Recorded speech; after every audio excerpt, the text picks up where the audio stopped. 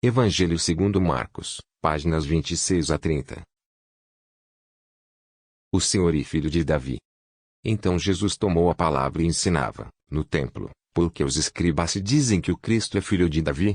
O próprio Davi, movido pelo Espírito Santo, falou, disse o Senhor ao meu Senhor, senta-te à minha direita, até que eu ponha teus inimigos debaixo dos teus pés. Se o próprio Davi o chama de Senhor, como então ele pode ser seu filho? E a grande multidão escutava com prazer. Crítica aos escribas. Ao ensinar, Jesus dizia, cuidado com os escribas. Eles fazem questão de andar com amplas túnicas e de serem cumprimentados nas praças, gostam dos primeiros assentos na sinagoga e dos lugares de honra nos banquetes. Mas devoram as casas das viúvas, enquanto ostentam longas orações. Por isso, serão julgados com mais rigor. A oferta da viúva pobre. Jesus estava sentado em frente do cofre das ofertas e observava como a multidão punha dinheiro no cofre. Muitos ricos depositavam muito. Chegou então uma pobre viúva e deu 2 moedinhas. Jesus chamou os discípulos e disse, em verdade vos digo, esta viúva pobre deu mais do que todos os outros que depositaram no cofre. Pois todos eles deram do que tinham de sobra, ao passo que ela, da sua pobreza, ofereceu tudo o que tinha para viver. Pregação sobre o fim, a destruição do templo. Enquanto Jesus estava saindo do templo, um dos discípulos lhe falou, Mestre, olha que pedras, que construções. Jesus lhes respondeu, estás vendo estas grandes construções? Não ficará pedra sobre pedra. Tudo será destruído. O começo das dores. E quando ele se sentou no Monte das Oliveiras, defronte do templo, Pedro, Tiago, João e André perguntaram-lhe, em particular, conta-nos quando será, e qual o sinal de que isso estará para se consumar. Jesus, então, começou a dizer-lhes, cuidado para que ninguém vos engane. Muitos virão usando o meu nome e dizendo, sou eu, e enganarão muita gente. Quando ouvirdes falar de batalhas e notícias de guerras, não fiqueis alarmados, é preciso que essas coisas aconteçam, mas ainda não é o fim. De fato, há de se levantar nação contra nação e reino contra reino. Haverá terremotos em vários lugares, e muita fome. Isso é o começo das dores, as perseguições. Cuidado quanto a vós mesmos. Sereis entregues aos tribunais e castigados nas sinagogas, comparecereis diante de governadores e reis, por minha causa, de modo que dareis testemunho diante deles. Primeiro é necessário que a boa nova seja anunciada a todas as nações. Quando vos levarem para vos entregar, não vos preocupeis com o que falar. Falai o que vos for dado naquela hora, pois não sereis vós que falareis, mas o Espírito Santo. O irmão entregará o irmão à morte, o pai entregará o filho, os filhos ficarão contra os pais e os matarão. Por causa de meu nome sereis odiados por todos. Mas quem perseverar até o fim será salvo. A grande tribulação. Quando virdes a abominação desoladora instalada onde não deve, o leitor entenda. Os que estiverem na Judéia fujam para as montanhas. Quem estiver no terraço não desça, nem entre em casa para pegar coisa alguma, e quem estiver no campo não volte atrás para pegar o manto. Ai das mulheres grávidas e das que estiverem amamentando, naqueles dias. Orai para que não aconteça no inverno. Pois aqueles dias serão de tanta aflição como nunca houve, desde o início do mundo que Deus criou até agora, e nunca mais haverá. E se o Senhor não encurtasse aqueles dias, ninguém escaparia, mas por causa dos seus eleitos, encurtou aqueles dias. Se então alguém vos disser, o Cristo está aqui ou ele está ali, não acrediteis. De fato, surgirão falsos cristos e falsos profetas, que farão sinais e prodígios capazes de enganar, se possível, até os eleitos. Cuidado, pois. Eu vos preveni de tudo.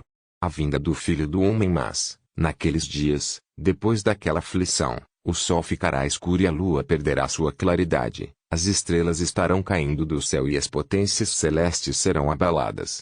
Então verão o Filho do Homem vindo nas nuvens com grande poder e glória. Ele enviará os anjos para reunir os seus eleitos dos 4 cantos da terra, da extremidade da terra à extremidade do céu. A lição da figueira. Aprendei da figueira a lição, quando seus ramos vicejam e as folhas começam a brotar, sabeis que o verão está perto. Vós, do mesmo modo, quando virdes acontecer estas coisas, ficais sabendo que está próximo, às portas. Em verdade vos digo, esta geração não passará até que tudo isso aconteça. O céu e a terra passarão, mas as minhas palavras não passarão. Ora, Quanto àquele dia ou a hora, ninguém tem conhecimento, nem os anjos do céu, nem mesmo o Filho. Só o Pai. Vigilância. Cuidado. Ficai atentos, pois não sabeis quando chegará o momento. É como um homem que, ao viajar, deixou sua casa e confiou a responsabilidade a seus servos, a cada um sua tarefa, mandando que o porteiro ficasse vigiando. Vigiai, portanto, pois não sabeis quando o Senhor da casa volta, à tarde, à meia-noite, de madrugada ou ao amanhecer. Não aconteça que, vindo de repente, vos encontre dormindo.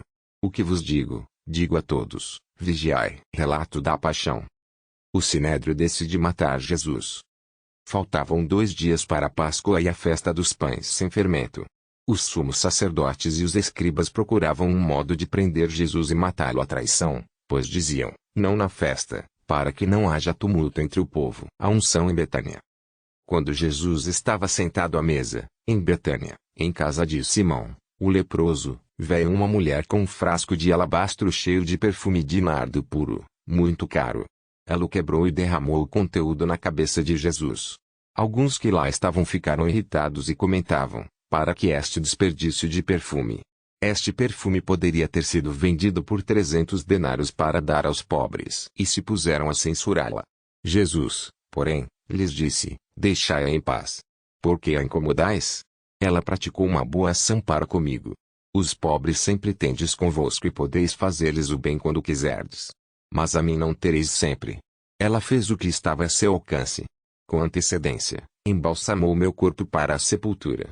Em verdade vos digo, onde for anunciado o Evangelho, no mundo inteiro, será mencionado também, em sua memória, o que ela fez. Complô de Judas.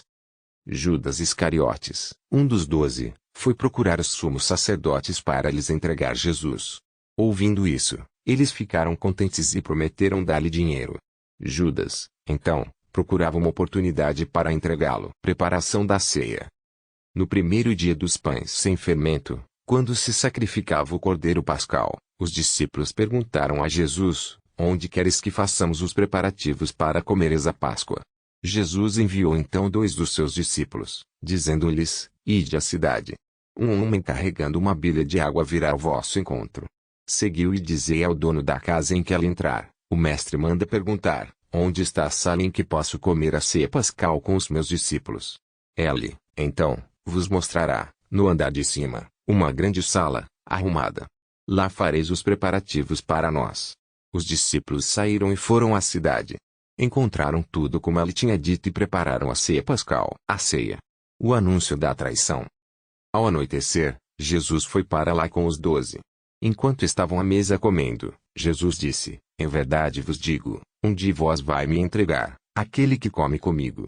Eles ficaram tristes e, um após o outro, começaram a perguntar, acaso, serei eu? Jesus lhes disse, é um dos 12, aquele que se serve comigo do prato. O Filho do Homem se vai, conforme está escrito a seu respeito. Ai, porém, daquele por quem o Filho do Homem é entregue. Melhor seria que tal homem nunca tivesse nascido. A Eucaristia. Enquanto estavam comendo, Jesus tomou o pão, pronunciou a bênção, partiu e lhes deu, dizendo, tomai, isto é o meu corpo. Depois, pegou o cálice, deu graças, passou a eles, e todos beberam.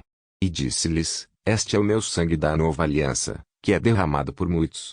Em verdade, não beberei mais do fruto da videira até o dia em que beberei o vinho novo no reino de Deus.